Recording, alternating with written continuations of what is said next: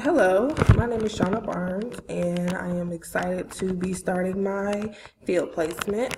My current field placement is at a women's correctional facility, and it is actually a maximum facility. I'm going to be working in the mental health department there, completing groups and individual sessions, and being available for crisis, or when they have crisis walk-ins. What I expect to learn from this field is really how to develop the skills needed to address different types of trauma.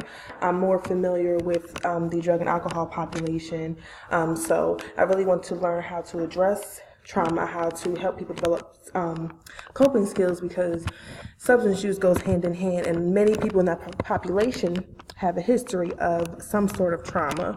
So I definitely want to be able to address those concerns and help those clients.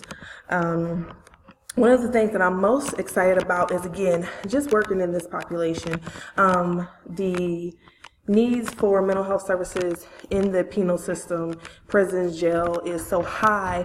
A lot of clients and a lot of judges can concur that a lot of times they refer them to jail, or they go ahead and have them get locked up because they know that they'll be able to get mental health services while they're incarcerated, as opposed to when they're out in the community, they are not able to address their needs for whatever reasons, be it financial, or lack of institutions in the area, or just lack of that support for the mental health. So it is a big concern with that population being able to get the services they need.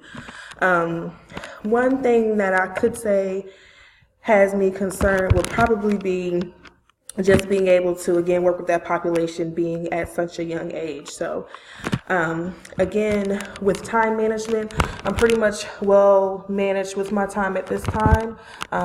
My field placement is twice a week, and I'm going to part-time. So I think this will be a great experience, and I wish everyone luck. Thank you.